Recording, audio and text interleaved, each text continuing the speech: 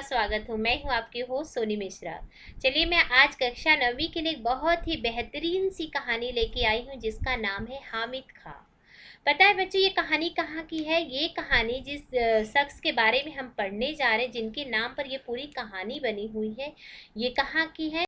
ये पाकिस्तान देश के हैं। पाकिस्तान के रहने वाले हामिद खान जी हैं। तो चलिए देखते हैं क्या खासियत है हामिद खान में जो इस इनके नाम से ये कहानी का नाम पड़ा है। Let's begin.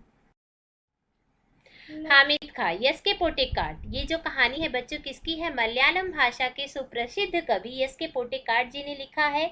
यस के पोटेकाट जी ने अपनी कहानी यस के हामिद खां के बारे में हमें जानकारी दिया है।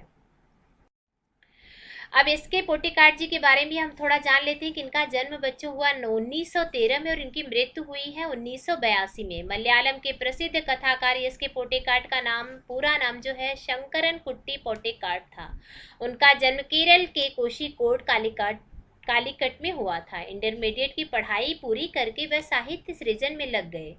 पोटेकाट की कहानियों में किसान और मजदूरों की आह और वेदना का सजीव चित्रण हुआ है। जाति धर्म संप्रदाय से परे मानवीय सौहार्द को उभारने में पोटेकाट की पूरी सफलता मिली है। उनकी कहानियों से विश्व बंधित और भाईचारे का संदेश मिलता है।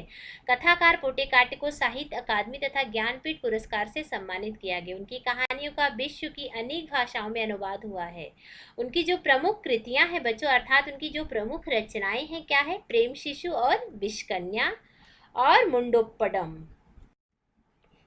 अब यहाँ पे आप एक छोटा सा चित्र में आपको दिखा सकती हूँ कि कैसे अलग अलग भागों में चित्र दिखाया गया। तो बच्चों ये जो कहानी है ये भारत का प्राचीन तक्षशिला विद्यालय है, विश्वविद्यालय है। यानी ये कहाँ से कहानी शुरू हो रही है? पाकिस्तान में जिस विश्वविद्यालय का चित्र आपको दिखाई दे रहा है ये कहाँ पे है? ये भारत का प्राचीन तक्षशिला है जो कहाँ पे स्थित है? पाकिस्तान में स्थित है। तो यहाँ पे एस के पोटेकाट, आप माइंड में ये देखिए मैप के भी माध्यम से आप देख सकते हैं कि पाकिस्तान में तक्षशिला है जो कि विश्वविद्यालय माना जाता है। विश्वविद्यालय माना नहीं जाता बल्कि है विश्वविद्यालय है, जहाँ पे हमारे एक लेखक जो है एस के पोटेकाट जी वहाँ पे तक्षशिला देखने के लिए, वहाँ के पुराने खंडहर को देखने के लिए जाते हैं। तो हामिद खां के बारे में भी हम लोगों ने जान लिया कि भारत का जो प्राचीन तक्षशिला विद्यालय है वहाँ पे क्या लगती है? एक बार आग लग जाती है, बहुत जोरों से वहाँ पे आग लगती है। तो तक्षशिला पाकिस्तान में आगजनी समाचार पत्र की यह खबर पढ़ते ही मुझे हामिद खां याद आया। मैंने भगवान से विनती की, हे भगवान मेरे हामिद खां की दुकान को इस आगजनी से बचा लेना। तो आगजनी का मतलब होता है बच्चों आग से, यानी जो घमासान वहाँ पे जो लौ उभरती हुई आग लगी थी उससे आगजनी से बचाना था। अभी 2 साल ही तो बीते थे जब मैं तक्षशिला के पौराणिक खंडहर देखने गया था। एक ओर कड़कता धूप, दूसरी ओर भूख और प्यास के मारे बुरा हाल हो रहा था। रेलवे स्टेशन से करीब 1.25 मील की दूरी पर बसे एक गांव की ओर निकल पड़ा। हस्तरेखाओं के समान फैली गलियों से भरा तंग बाजार, जहां कहीं नजर पड़ी धुआं, मच्छर और गंदगी से भरी जगह ही दिखी। कहीं कहीं तो सड़े हुए चमड़े की बदबू ने स्वागत किया। लंबे कद के पठान अपनी सहज अलमस्त चाल में चलते नजर आ रहे थे। अर्थात बच्चे ये कहाँ के बारे में बता रही है? पाकिस्तान के बारे में बता रहे कि वहां पे बहुत सारा धुआं, मच्छर और गंदगी से भरी हुई जगह थी। चारों तरफ चक्कर लगा लिया पर अभी तक कोई होटल नजर नहीं आया। मन में विचार आया इस गांव में होटल की जरूरत ही क्या होगी। अचानक एक दुकान पर नजर आई जहां चपातियां क्या हो रही थी? सेंकी जा रही थी।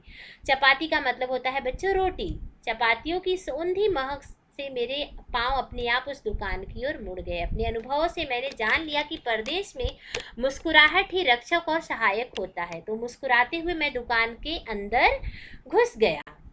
अभी यहाँ पे इसके पोटेकाट जी आप इस चित्र के माध्यम से देखते हैं बच्चों कि किस तरह से दुकान में जाते हैं। ये मुसलमानी यानी पाकिस्तान में एक मुसलमान का दुकान होता है जिनका नाम है हामिद खां, जो कि यहाँ पे क्या करते हैं? यहाँ पे रोटियां सेकते हैं। यानी एक छोटा सा होटल है जहाँ पे इसके पोटेकाट जी जाते हैं।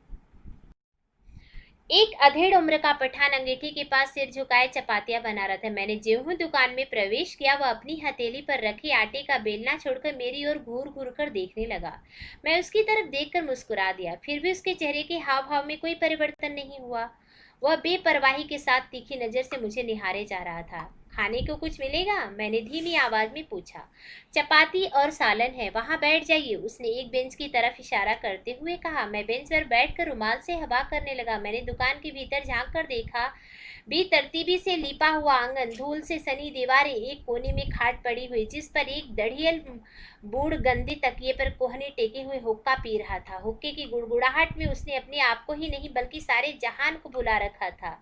भाईजान, आप कहाँ के रहने वाले हैं? चपाती के अंगारों पर रखते हुए उस अधेड़ उम्र के पठान ने पूछा। मालावार के, मैंने जवाब दिया। उसने यह नाम सुना नहीं था। आटे को हाथ में लेकर गोलाकार बनाते हुए पूछा, यह हिंदुस्तान में ही है ना? हाँ, भारत के दक्षिणी छोर मद्रास के आगे। क्या आप हिंदू हैं? हाँ, एक हिंदू घर में जन्म लिया है। उसने एक फीकी मुस्कुराहट के साथ फिर पूछा, आप मुसलमानी होटल में खाना खाएंगे? क्यों नहीं, हमारे यहाँ तो अगर बढ़िया चाय पीनी हो या बढ़िया पुलाव खाना हो तो हम लोग क्या करते हैं, बेखटके मुसलमानी होटल में जाया करते हैं। ये कौन कहता है बच्चे? ये एसके पोटेकाट जी कहते हैं। यह मेरी बात पर विश्वास नहीं कर पाया। कौन? यहाँ पे हामिद जो है, जो पठान है, वो किसकी बात पर विश्वास नहीं करता? लेखक की बात पर विश्वास नहीं करता। मैंने उसे गर्व के साथ बताया, हमारे यहाँ हिंदू मुसलमान में कोई फर्क नहीं, सब मिलजुल कर रहते हैं। भारत मुसलमानों ने जिस पहली मस्जिद का निर्माण किया था वह हमारे ही राज्य के एक स्थान कुंडू गुल्लर में है। हमारे यहाँ हिंदू मुसलमान के बीच दंगे नहीं के बराबर होते हैं। उसने मेरी बात की बहुत ही ध्यानपूर्वक सुना नहीं। काश मैं आपके मुल्क में आकर यह सब अपनी आंखों से देख सकता। क्या आपको मेरी बात पर विश्वास नहीं होता? मैंने पूछा।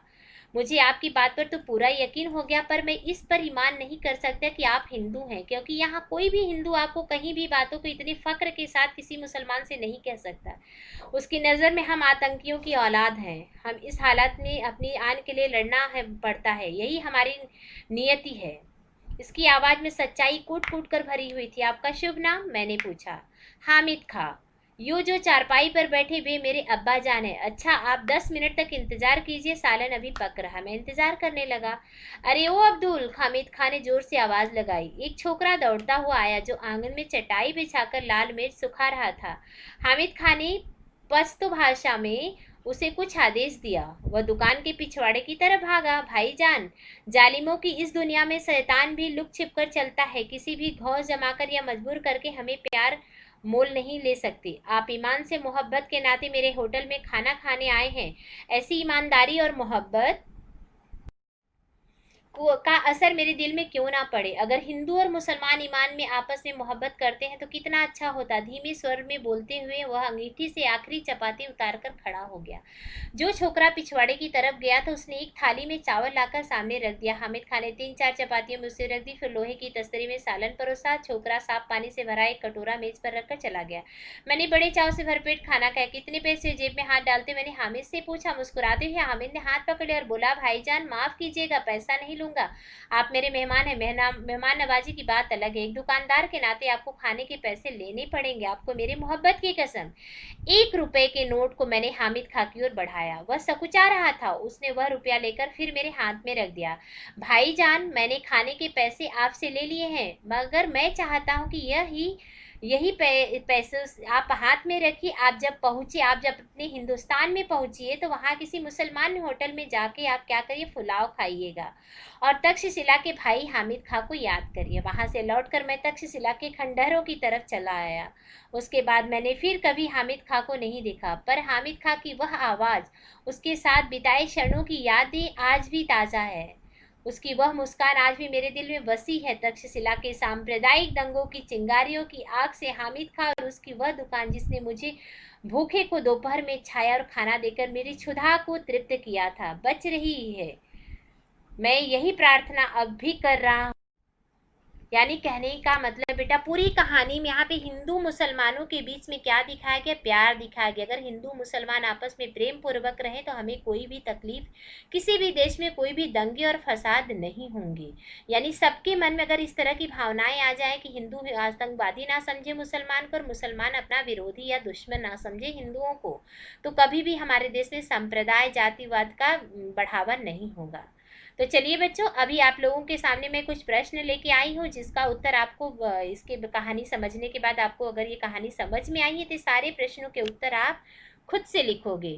लेखक का परिचय हामिद खां से किन परिस्थितियों में हुआ? तो मुझे नहीं लगता है कि आपको ये प्रश्न सॉल्व करने नहीं आएंगे, क्योंकि कहानी आपको बहुत ही अच्छे तरीके से समझा दी गई है। आप ये